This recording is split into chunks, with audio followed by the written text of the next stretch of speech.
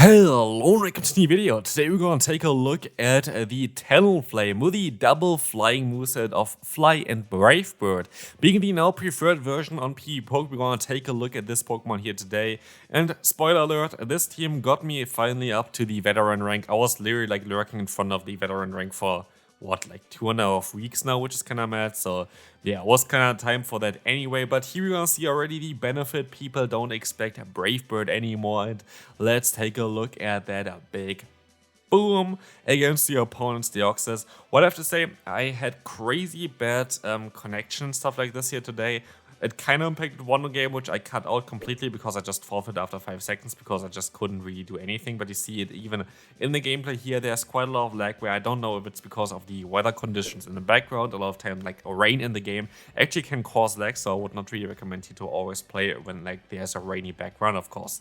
At the end of the day, do you really want to not play because of rainy background? I'm not too sure about it. But before, this definitely caused some lag. And for myself as well, I have to say that yeah, the game was pretty trashy, but it is still fine because we were still able to climb quite a bit with this team. And we're gonna take a look here also at Chestnut, which is a cool Pokemon, and Surfetch, like 3 Pokemon that you barely really see here nowadays in today's meta. I don't think I encountered a single one of the Pokemon that I have on the team against me at all today, and so that's kind of cool. I feel like we're going to have here the Talonflame against the Mantine. We will be able to go ahead and go for that Brave Bird now again, and so we're going to see again the benefit of this kind of moveset. Having access to Brave Bird is going to allow us to have this nice nuke, while Fly is just going to be the most consistent move to hit against like neutral matchups as well.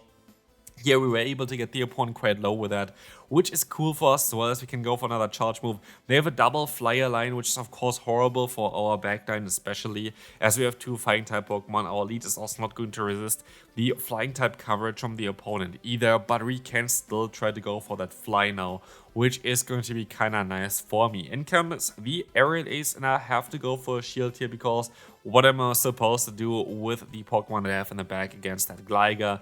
Not a lot I can tell you for sure here, but at least I can still reach that fly and we get the knockout, which is kind of important because if they used the shield, they would have won immediately. But they have in the back most likely the best Pokemon that I could imagine. It is going to be that Whiscash, which we can resist basically both of the stab moves of this opponent. Luckily, they're not running Blizzard, which would have been a little bit of an issue here, but like this, we can actually win in this battle. Next opponent, we're going to have a Lickitung in the lead. I was thinking of staying in here and going for a Brave Bird, but then I decided to go into my Surfetch. I have 2 Fighting type Pokemon in the back. And also, what I can do here is, and why I did this as well, is we swapped out first before the opponent. And basically like this, I can underline the switch clock. So basically, as you can see on the right side, we're kind of like 25 seconds into that one. And the opponent is going to be stuck against whatever I want to bring in next. Issue is that the next Pokemon here, the Poliwrath, has access to coverage moves for both of my Pokemon. For the Chestnut, it has Icy Wind. For the Talonflame, it has Scald. And so this is kind of a very difficult Pokemon to deal with in the situation we are in. I can go for the Superpower, try to knock them out. Let's see if this is going to work out. It does not because they use a shield. I'm forced to swap out of here. I am going to be able to catch a move, which is going to be a Scald, being super effective, knocking me out straight away. They have an Azumarill on the back, and if I just had 1 shield left, I would have been fine here because the opponent is quite weak to our Chestnut, but sadly there is no way of us winning this battle, as 1 Poliwrath or Ice Beam should be kind of enough to knock us out and we can move on to the next opponent. Gligar in the lead.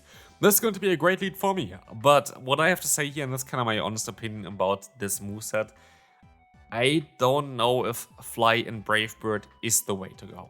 I don't think it is. I have to say that I feel like it is quite valuable to have access to Flame Charge, especially in today's meta, because just being able to flip a lot of matchups in the 2-shield scenario because of the insane amount of damage Incinerate does after a Flame Charge boost is quite nice. That being said, I don't think it's a bad call to go for double flying type coverage as well, because there are benefits, as we saw already in the first 2 battles of this video, where Brave Bird really can come in clutch. But throughout the battles that I did here, I feel like most of the time I would have really appreciated to have Flame Charge just to boost my own attack. But again, like, it is a cool thing. It is definitely something that you can do if you want to. Here we decided to go for the full farmland, by the way, which is going to be great, because look at this, it's going to be a Vigoroth in the back, and Vigoroth is not going to appreciate this fly, or also this fly, and so we're gonna get the opponent quite low with this, and we should be kinda fine. We can swap out and say goodbye to the opponent. Next opponent coming through, we're going to have the Quagsire in the lead. A horrible lead for us, but we have two good Pokemon in the back to answer this thing.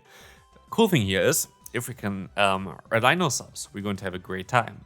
But the opponent is going to have a Charger Bug, and this is going to be quite a difficult one. I decided to go for the big Brave Bird, and I will get the shield. And what I also kind of have to say every single time I have a team like this, I always enjoy to have coverage on my Sasop that my lead has as well. Here we have Talonflame, we have access to Fly and Brave Bird, 2 times Flying type coverage while being a Flying type yourself. We swap in our Sasop over the Surf Edge, having access to Brave Bird. It's allowing us to basically cover those Pokemon that are usually going to be weak against the Flying type moves of our lead. And that's kind of the thing that I really like about this team and about, in general, the combination of Talonflame plus Surf Edge. You're just going to have like similar coverages on both Pokemon, which like it kind of sounds a little bit weird because you kind of don't want to limit yourself. But if you have a Sasop, you kind of want to bait out Pokemon that, the Pokemon in the back you don't really want to have against, and also kind of the Pokemon that your lead would be good against while still being able to punish them. And so here we're going to be able to easily win this battle, as we have still Fly on the Talonflame, and 2 flies is all it takes, knock them out. I could went for the Brave Bird, which would have been funny here, but also kinda unnecessary. Look at this, my favorite lead possible. And this would be an instant loss here, unless we can hit this Brave Bird. And let's take a look at this one. Boom, and now we can align ourselves, and this is going to be very important. This game is not over yet, and like, don't get me wrong, like, this battle is far from over, but at least we have a chance now, because otherwise the opponent would have completely hardwalled me.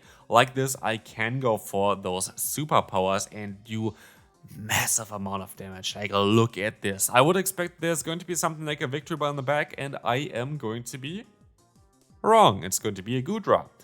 And so, can we win against this Goodra is my question. Let's find out. As I can swap out, we were able to get some damage onto them, and this is kind of cool because Incinerate, while it's resisted, is still chunking away quite a bit from the opponent's health, and the Awkward Tail is gonna get shielded here because I feel like my best bet is just to do damage with the Incinerate. I don't have too much health. I mean, I still have actually decent amount of health on our Chestnut, but now as the opponent can deny the damage of the next Incinerate, which most likely would have not happened if I didn't go for a charge move, I would have been able to just farm them down here, as we can see. But I'm forced to go for a charge move now. And the opponent definitely has one charge move stored already as well. And if this is going to be a Poe Whip, I'm gonna lose. If this is going to be a Draco Meteor, I'm gonna lose. It's an Awkward Tail, it's not going to do enough. And we can go for that super power and say goodbye to the opponent's Goodra. Not too good there for them, but we can move on to the next opponent here. Speaking of not too good, we're going to have a horrible lead here of Religator against us. But again, we can kinda unalign the switch clock, which can help quite a bit. In comes Cresselia, horrible, like literally everything kinda goes, to the worst here for me so far. Leaf Blade is going to connect again here, doing quite some decent damage, but at the end of the day, they're forced to go for a charge move now, which they will do after 4 of my fast moves, which does make sense, because like any other way, the opponent would waste energy, or also kinda, makes it a little bit difficult for them. Anyway, we're forced to go back into our Talonflame. We can get some extra energy, which can be quite helpful, especially against that Feraligatr, as we now have a move stored. In comes Bastiodon. You think this is going to be great for the Chestnut? Yeah, definitely you're right with this, but this is the one battle of them all, where I really wish I would have had Incinerate plus Flame Charge. Why? Because yes, we're going to be able to farm them all the way down, but also we have a shield disadvantage. Also, Flamethrower would have done a ton of damage here. Also, I misplayed this battle. Like, I have to go for the Frenzy Plant here. Like, there's no real reason to go for the superpower. I would have been able to most likely still survive a Flamethrower, I would think, from this range, because it is, at the end of the day, still a Bastiodon. It is not like a hard-hitting move or like a hard-hitting Pokemon itself. And here, if we had Flame Charge, easily would have been able to win the battle, as we had 100 energy, 2 Flame Charges easily would have been enough. We don't have Flame Charge, and so the opponent is going to win this battle, which is quite unfortunate. But yeah, we can move on to the next opponent. Hypno in the lead. Very fun Pokemon, kind of something I want to try out as well. I would expect that there is going to be a backline that would be mostly very decent for our backline here. So let's take a look at this going to be the case. If you know kind of the meta and if you kind of know all teams, you mostly know what you can expect in the back from seeing a Hypno in the lead, which is going to be Double Dark in the back. Or usually people are running safe swap of Umbreon, and usually people have in the back a Scrafty. And both of those Pokemon are kind of nice for our team. Like literally, Umbreon, we're going to have a decent here on the Surf-Edge, but also, not only this, we also have a very brave bird here, which is going to be able to connect again and nuke the opponent. Honestly, this team was a lot of fun so far as well. I would really recommend you to try this team out if you want to. Here we will be able to connect that fly against the opponent's Hypno. I think it's a CMP tie, but they let the move go through, which is quite nice for me because they don't know they would have a Pokemon in the back that is quite weak to Hypno. So if they use the shield and they would have been able to knock me out, most likely going to lose this battle. But like this, the opponent has only the Scrafty left, which we can take that power punch. We can go ahead and go for a superpower, but not before the opponent forfeits and we can move on to the next opponent. Very nice, lead tier for us and also good save swap. I know that the Leaf Blade doesn't knock them out from this range, so for me there was no real reason to go for the charge move. Yes, I can use a shield here just to guarantee alignment because I don't want to have Legal Aid against my Pokemon in the back there. And also, we have Brave Bird, and so we would be able to do some decent damage against Legal Aid. But do we even need Brave Bird here? Because we have also Leaf Blade, which is going to do some neutral damage here. We don't because we use a shield. We can go for our own Leaf Blade on a potential CMP tie as well, which would be lovely. Like, basically nothing can survive anything. Not survive anything, but like, if we were debuff, we definitely would have been able to knock them out. But yeah, nothing can really win a CMP tie against Surf-Edge in the current meta, which is cool. And look at this, we can win this battle. And look at this, we can hit a Veteran as well, which is kind of cool. And I get some nice shoes here, but this video is not over yet, so let's move on to some more battles. Next opponent, this is going to be horrible for us, and that's going to be something that I kind of want to showcase here as well. Dragonite in the lead can be tricky. Dragonite in the lead is definitely something that you kind of want to avoid. This is going to be the big weakness of the team, is just going to be Dragonite. Any other Pokemon is actually kind of fine, like even if you think about it, something like a Dragonair, you're going to have Surf-Edge, which does neutral damage with a fast move, outspeeds with a charge move. You're going to have Superpower hitting from that Pokemon in the back there of us, which I forgot the name, it's Chestnut, of course. So, like, it's not as bad as, for example, Dragonite. Dragonite is just the core breaker. Like, Dragonite is the core breaker for this team. I'm honest about this, it is what it is.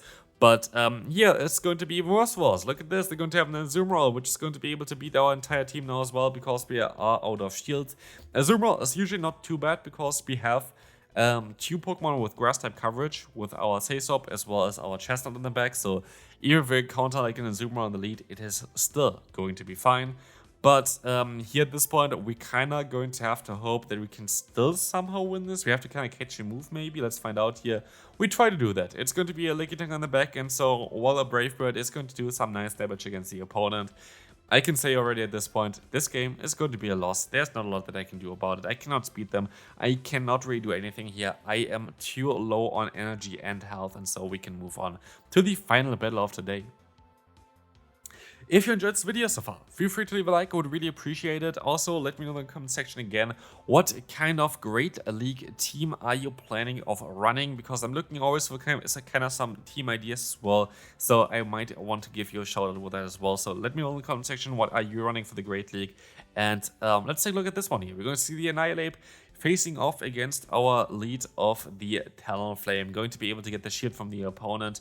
And also, by the way, be excited for tomorrow's video. It's going to be a little bit more of a meta lane, but I battled so many great opponents that you know already, like someone like Rise to the Occasion or whatever. So there are going to be quite a lot of very familiar names coming up in the next video. So definitely stay tuned for this one as well for tomorrow. Subscribe if you haven't already.